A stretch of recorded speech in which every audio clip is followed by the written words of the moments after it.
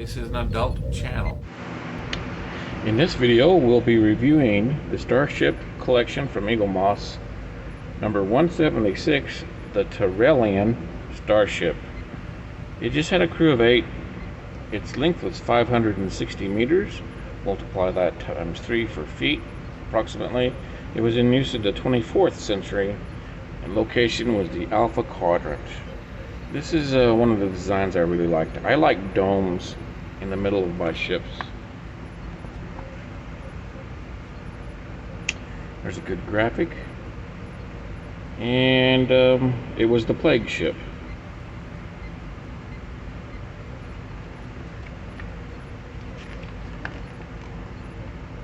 The Turrelian Starship. The tragic Turrelians were thought to have been wiped out until the last of their plague ships came to haven.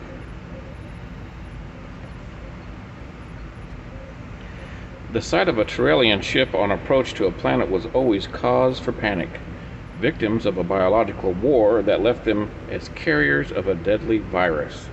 Turrelian starships are often hunted down and destroyed for fear of the devastation they brought with them.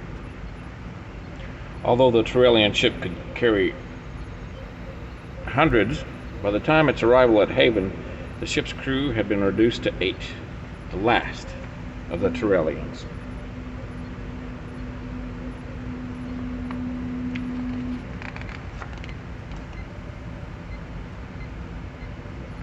The Turrelian ships were highly distinctive due to the globular propulsion system, making them instantaneously recognizable in contrast to standard warp nacelle powered ships. The Turrelian ship breached Haven's Stargate, approaching at a speed that suggested that its warp engines may have been damaged, making its voyage to Haven a long one.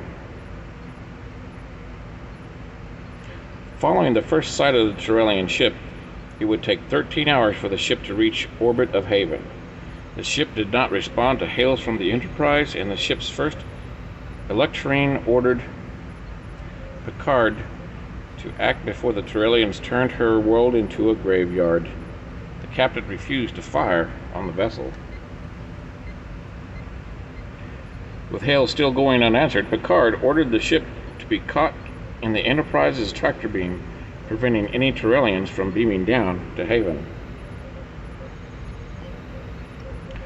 As a peaceful world, Haven possessed no defensive capability of act against approaching vessels. The planet's first Electrine, Valida Innes, established contact with the Enterprise when the Turrelians' vessels was first detected. Although not a member world, Haven's treaty with the Federation put Captain Picard under obligation to render assistance to the Electrine in tackling the threat brought by the Turrelians.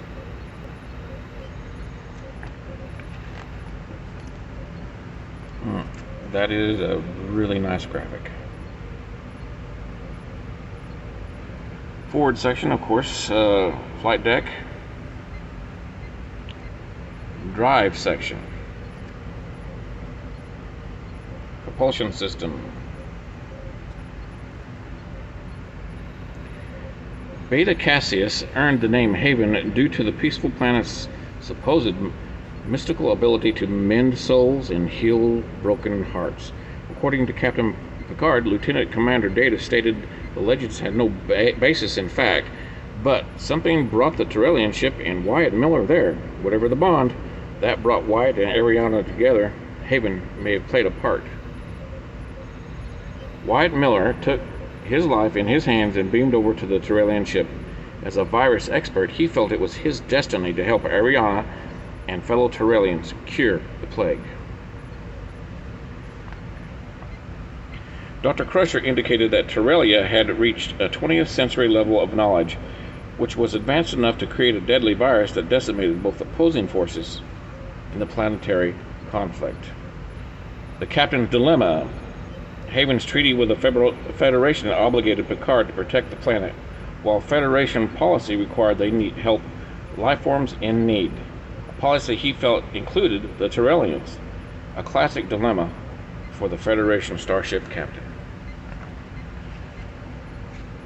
Designing the Turrelian ship. Andy Probert. He designed the Turrelian Starship. He designed many of them. The Enterprise captures the Turrelian Starship in its tractor beam.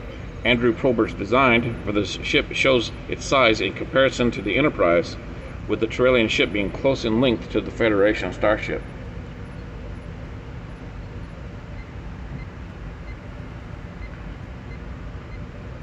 Andrew Probert and Gregory Jean Jane, I'm not sure how he pronounces his last name, discussing the design of the USS Enterprise during pre-production of the Star Trek The Next Generation in 1987. Jane built the studio model of the Turrelian Starship from Probert's design. Some of Andy's early drawings, I'm sure. His early concept for the Turrelian Starship, this is closer to the script's description of the ship, and established the globular propulsion power source from the outset. This later pass in the Turrelian Starship concept was taken forward to construction as the studio model. It was a much more streamlined concept than the script described and maintained the globular power source. As I've stated before, I've got a model autographed by Andy Probert. Andy Probert was able to refer to Herman Zimmerman's set design for the flight deck of the Turrelian ship. He incorporated the dome ceiling of the flight deck into the design of the ship's interior, as you can see right above her head.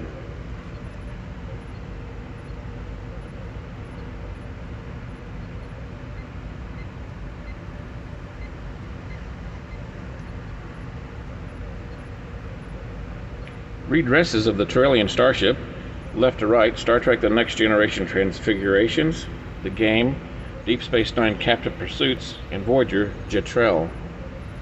So these are all this same ship redressed.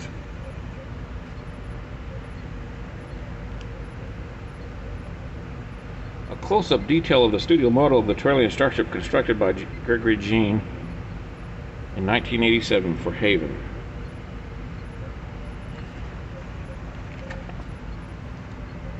And then they're going to talk about Haven.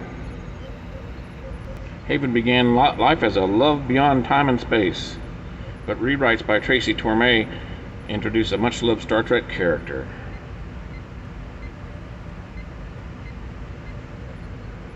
Majel Barrett Roddenberry as Mother from Hell, Luxwana Troy in Haven, alongside Nan Martin as Victoria Miller. Majel Barrett Roddenberry, she was married to Gene Roddenberry. She was also the voice of the computer on the Enterprise. Being changed into Luxwana. She played Deanna's mom.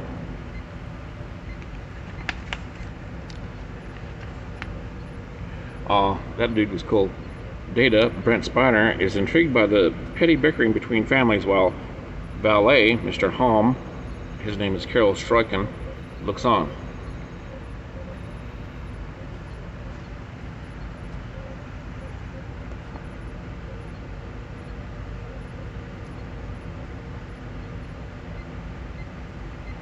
Wyatt Miller's love beyond time and space was revealed when he saw Ariana, Danitza Kingsley, standing on the flight deck of the Turrelian ship along with her father, Ray Burke. Love at first sight. Here's some trivia. Haven marked the very first appearance of Luxwana Troy. She became a popular character. Yes, she did. She was hilarious. I enjoyed her character. Mr. Home was played by 7-foot Carol Stroken. He appeared as Mr. Home in further 4 episodes, best known for his roles in Twin Peaks and Lurch in the Addams Family movies and sequels. The face of Deanna Troy's wedding gift box was played by Armin Shimmerman, marking the actor's first ever Star Trek work, although his Star Trek broadcast debut was the Ferengi Lieutenant in The Last Outpost. Haven was filmed first. Well, he was also Quark. Alright, let's take a look at it.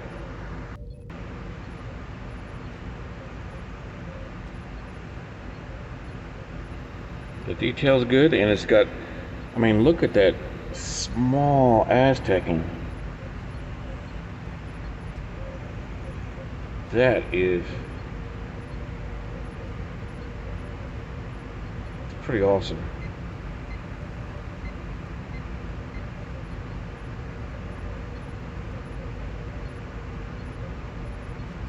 We've got what appears to be pale blue or duckade blue, like they like to call it sometimes, for the windows. Now, you can't see much inside that dome because it's really got a matte finish on the, I'm not sure if it's on the inside or the outside. I mean, I like that bridge across the middle of it.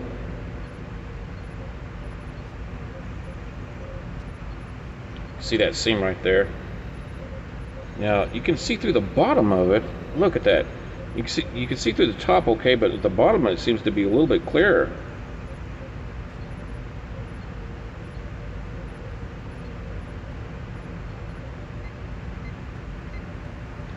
But look at that little Aztecing there. Man, it is so small.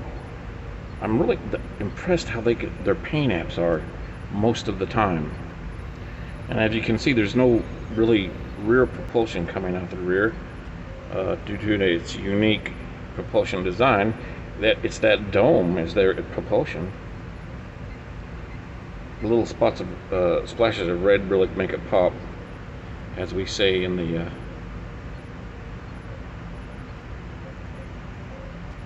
wedding business. Anyway, I like this design. I like it.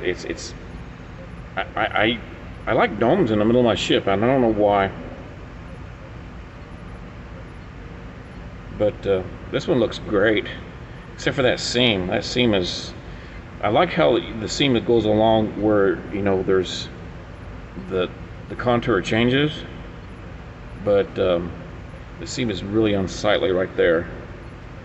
Which I guess, if, you know, looking at the display, you're not going to see it. There's not much detail to see inside there.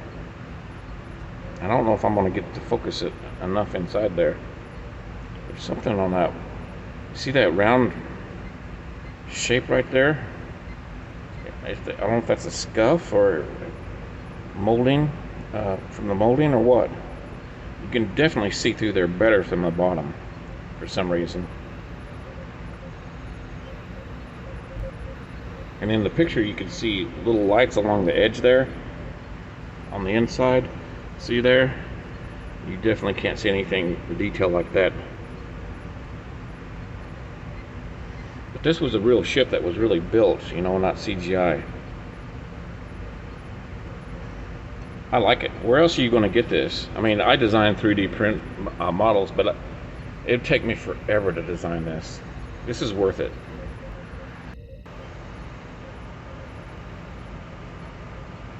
Pretty happy with it. There it is in the stand.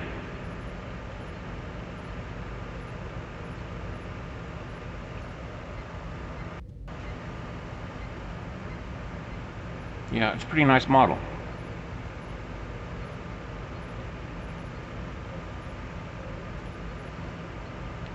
Thanks for watching. We'll see you next video.